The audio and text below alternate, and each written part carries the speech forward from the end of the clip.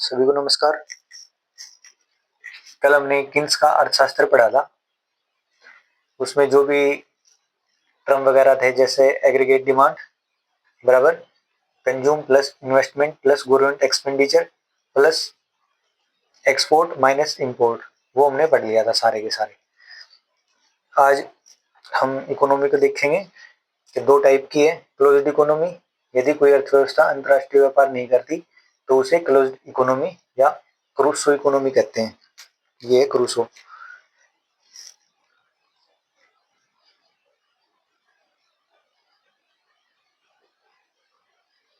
Crusoe अगर इसकी aggregate demand की स्थिति को अगर देखें तो इसके अंदर ये तीन टर्म होंगी, consume plus investment plus government expenditure, इसलिए इसको थ्री सेक्टर इकोनॉमी भी कहा जाता है। फिर है ओपन इकोनॉमी, ये जो अंतर्राष्ट्रीय व्यापार है, इसका मतलब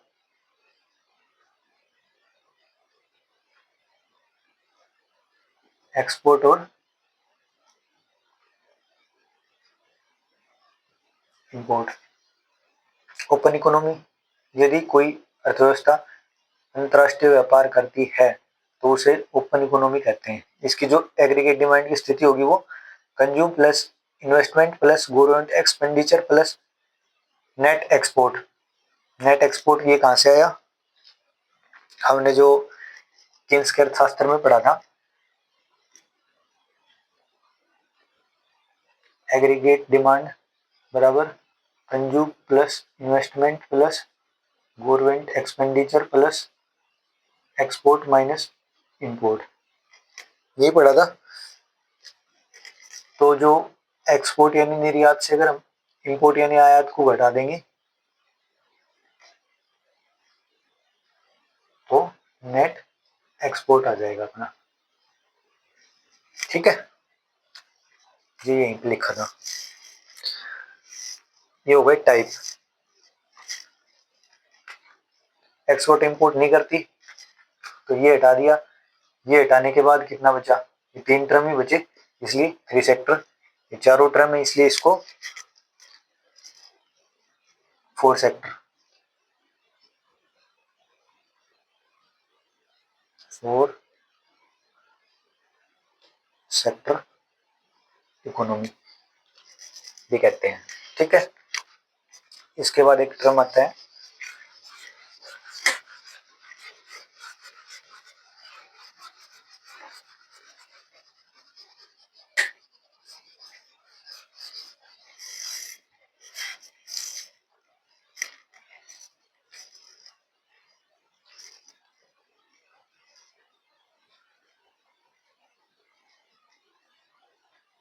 एक्सपोर्ट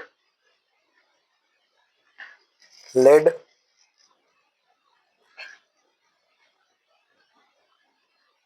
ग्रोथ मॉडल।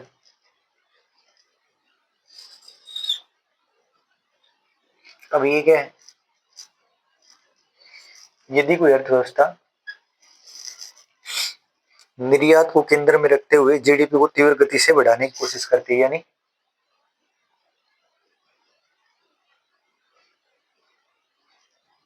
एक्सपोर्ट या निर्यात को ध्यान में रख के अपनी जीडीपी को बढ़ाने की कोशिश करे, यानी ज्यादा से ज्यादा निर्यात करके अपनी जीडीपी को बढ़ाने की कोशिश करे। ठीक है, तो ऐसे इकोनॉमी को क्या कहेंगे? Export led growth model. ठीक है, अब इसके अंदर कुछ आर्थिक समस्याएं आती हैं।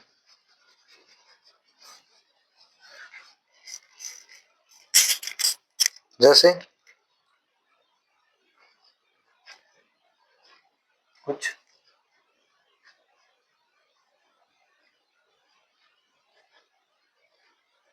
आर्थिक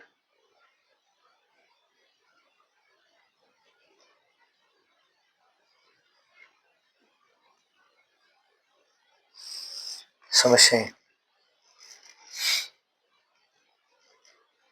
पहली तो है slow down,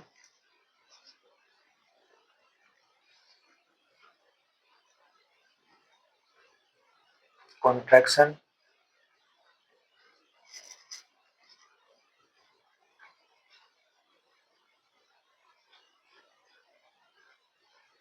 recession, depression,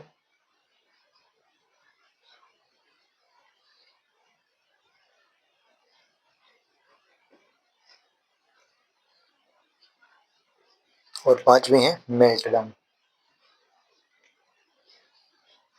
melt down. यानी ये 5 आर्थिक समस्याएं हैं। अब इनको एक एक करके हम समझेंगे कि ये हैं क्या।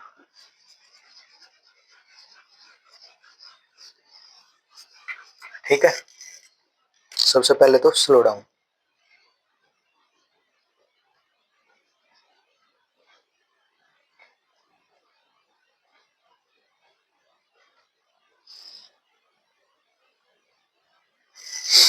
इसके अंदर क्या होता है, इसके अंदर होता है, इसमें जीडीपी तो बढ़ेगी, यानी जीडीपी तो बढ़ेगी, लेकिन जो बढ़ने की ग्रोथ रेट है,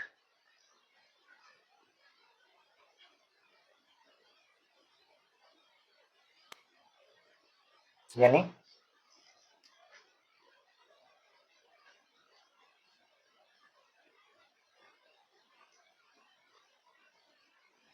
सौरवी दर वो कम रहेगी। ठीक है, यानी कि जीडीपी की ग्रोथ रेट कम होने लगती है, हालांकि ये सकारात्मक ही रहेगी, यानी पॉजिटिव ही रहेगी, नेगेटिव कभी नहीं जाएगी।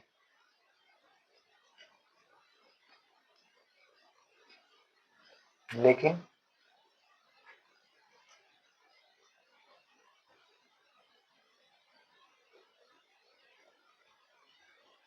सकारात्मक ही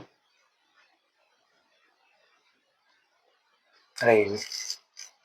ठीक है, अपन ने क्या बोला है, स्लो डाउन के अंदर कुछ टर्म ऐसे होते हैं जो इंग्लिश में याद रखने पड़ते हैं। हिंदी में क्या अजीब होती है, यानी कि एग्जाम में भी देखें तो गूगल से ट्रांसलेट आएगा तो समझ में नहीं आएगा, तो एक बार अपने को इंग्लिश जरूर देख लेनी है कि इंग्लिश में क्या लिखा है, अगर कुछ समझ नहीं आए तो। ठीक है, स्लो डाउन, स्लो डाउन में क्या है, जीडीपी तो बढ़ेगी लेकिन ग्रोथ रेट कम रहेगी। ठीक है, हालांकि ग्रोथ रेट नेगेटिव कभी नहीं जाएगी, माइनस में नहीं जाएगी, ऋणात्मक नहीं होगी, हमेशा सकारात्मक ही रहेगी। अगर इसको एक एग्जाम्पल से समझे तो देखना, मैं बना देता हूँ और फिर एग्जाम्पल से देखते हैं इसको।